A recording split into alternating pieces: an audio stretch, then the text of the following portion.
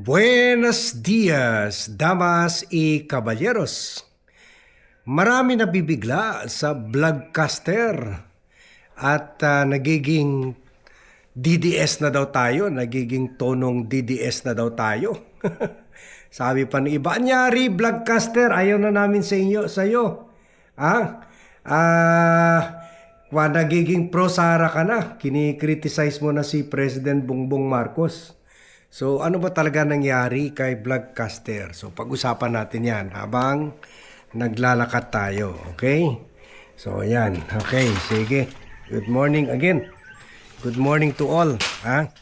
So, syempre, yung mga bago sa Vlogcaster channel, syempre, hindi nyo talaga pa kabisado si Vlogcaster kasi sanay kayo na parati natin criticize sila Sara, parati natin pinupuna, sila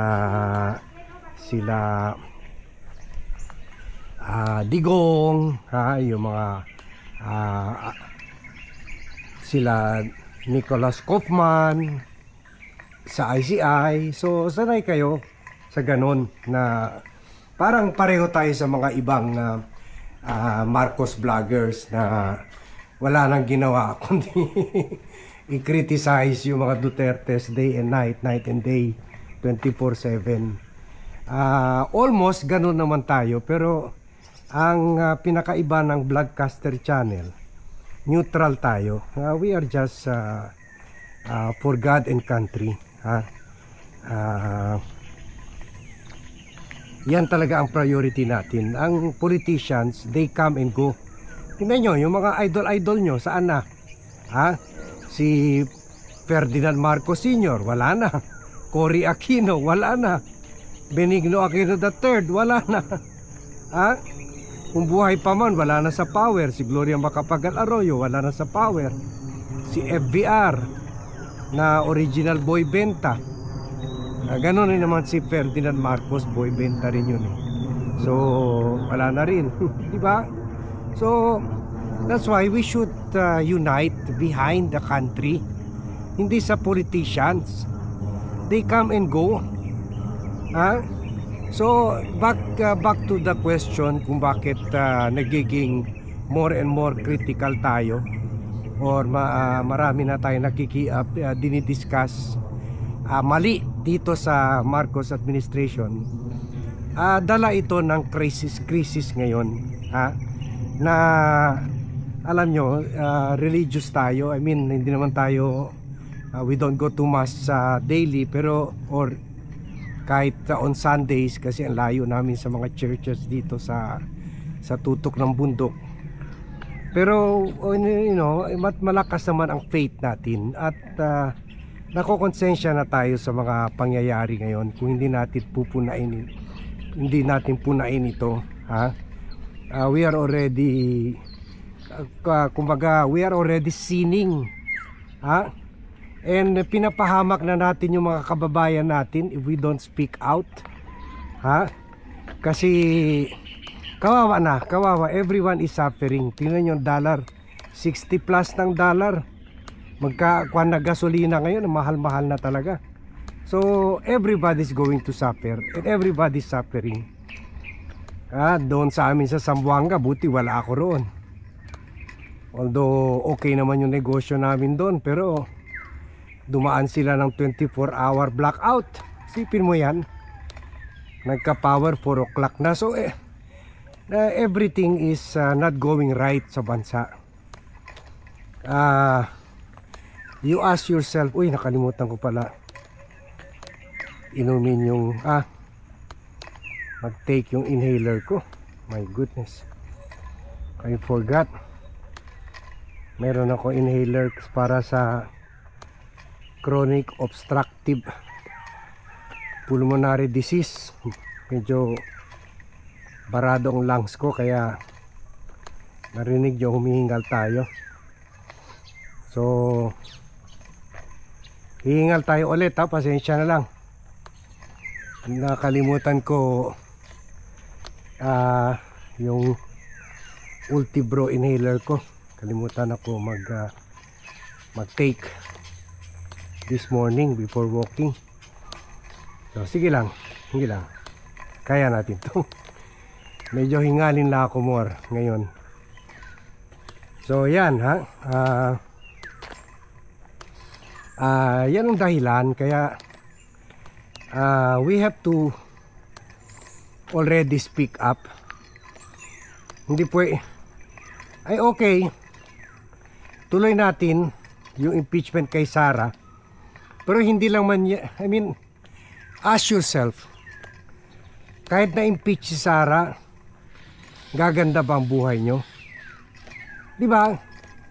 Kung hindi rin magbago itong Marcos administration, kung hindi rin magsimula sila magsakripisyo para sa atin, yung mga kongresista i-give up nila yung mga pork barrel nila, allocable funds, insertions.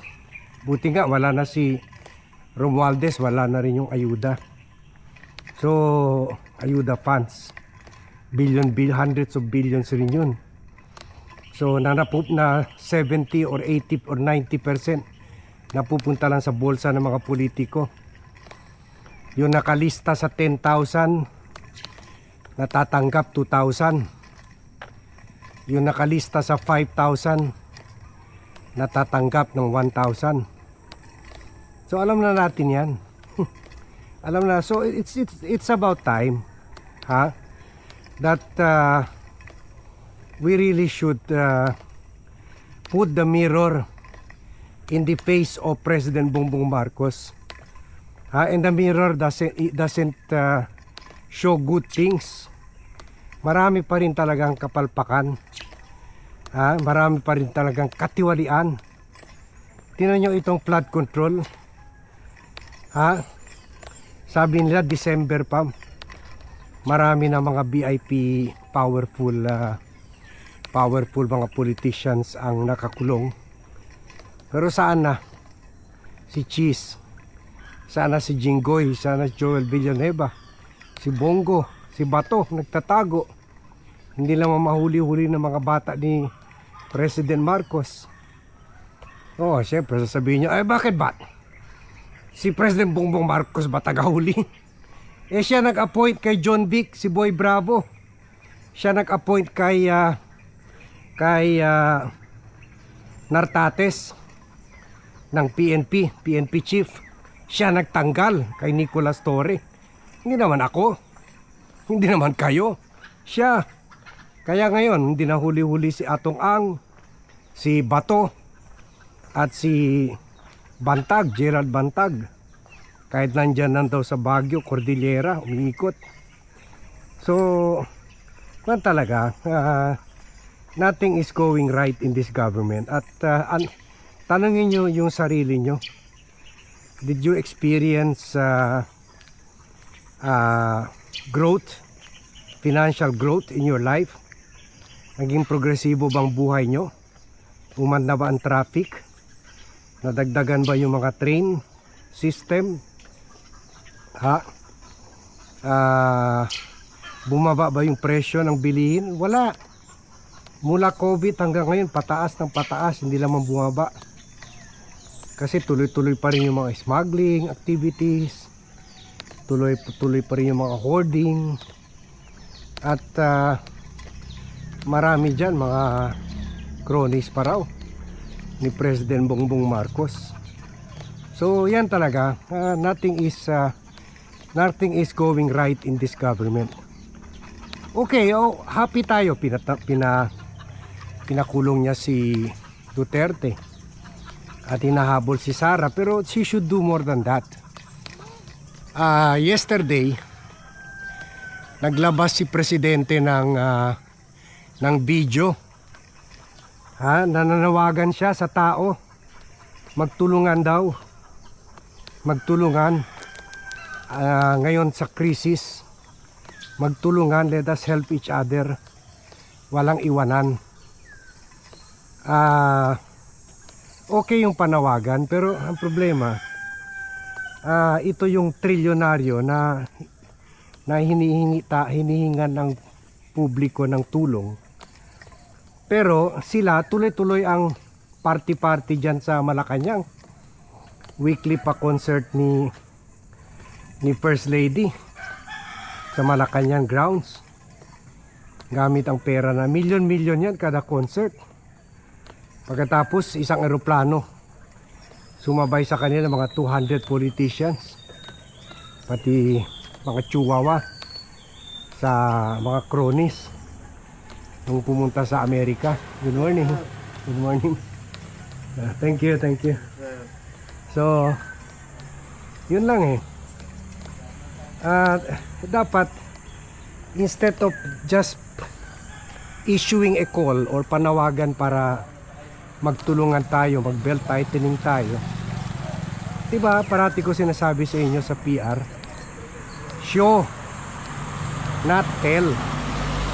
Ipakita mo na ginagawa mo. Ipakita mo na you set, kung gusto mo magtulungan, you set it by example. For example, sabi mo hindi mo na i-release yung mga pork barrel dahil kailangan natin ng pera para sa bumili ng mas mataas na presyo ng oil, fuel. Kasi di ba nakakaubusan na ngayon dahil sa Middle East War. So, pero hindi, baliktad pa eh.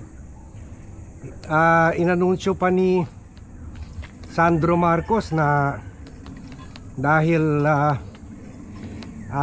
binablock, tinatakot sila nitong National Unity Party na kakalas sila, lilipat sila kay Sara. Yun, yung mga pork barrel na hindi na-release sa first quarter na dahil nakakwan siya, classified siya as FLR for later release.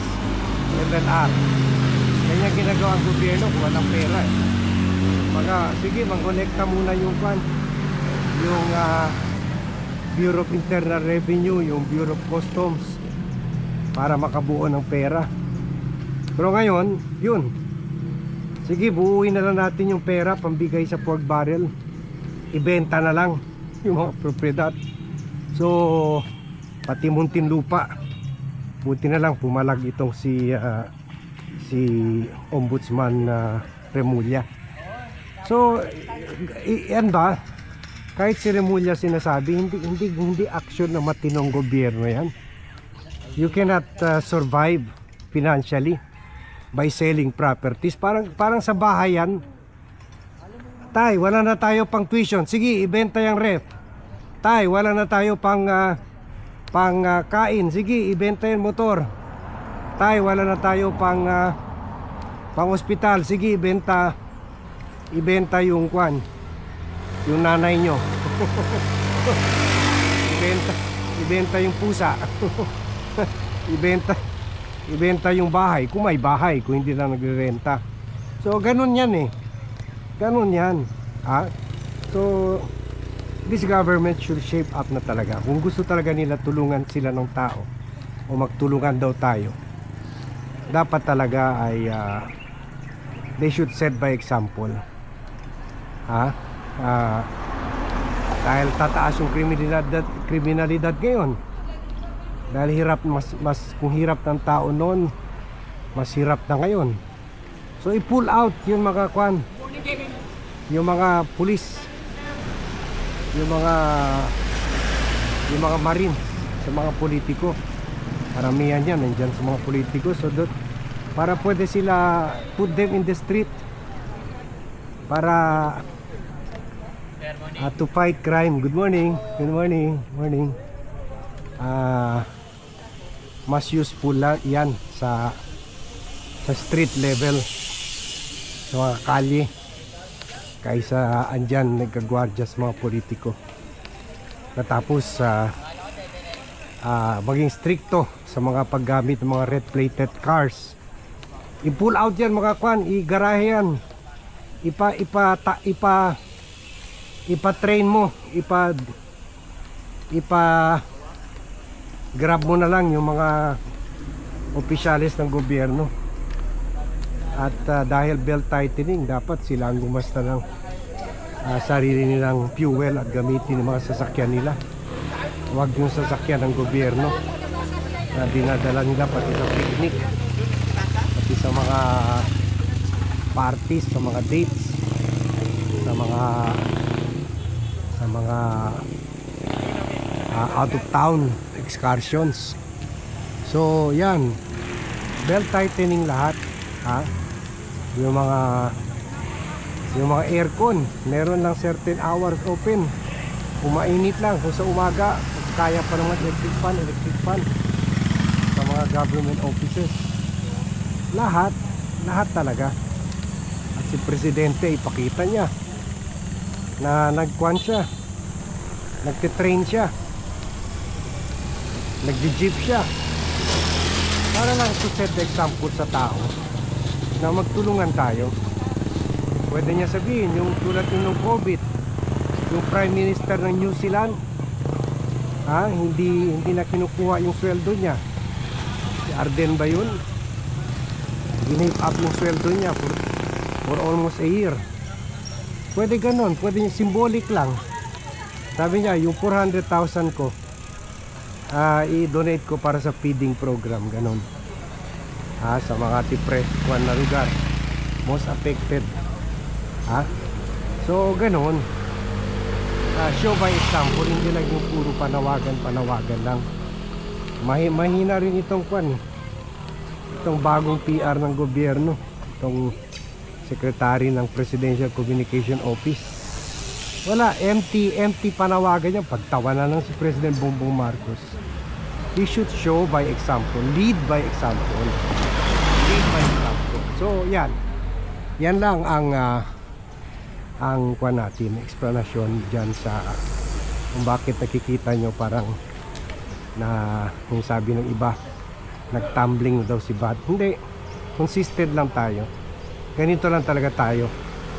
Kasi siguro wala ka ng konsensya, wala ka ng awa, lalo na sa mahirap. Siguro kung mayaman ka naman, siguro mata pobre ka, maawa ka sa mahirap. Sila ang maghihirap talaga ngayon, kaya hindi na pwede politika pa.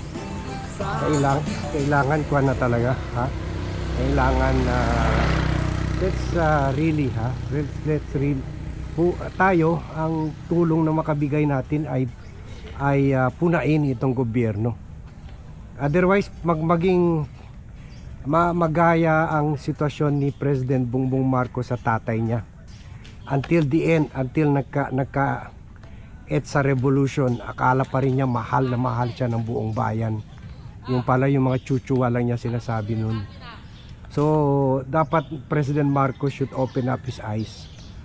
Marami na mga tao nagagalit, kaya nga tuloy pa rin yung popularity ni Sara, tuloy pa rin. Mas pwede pa nga, may delikado nga, mas dadami pa dahil disappointed ang tao sa pagpatay sa flood control investigation, sa pagpatay sa ICI. Pero that's for another topic. So sige, hanggang dito na muna tayo. Thank you very much everyone for watching. Thank you very much for joining me in this vlog, and see you in my next vlog.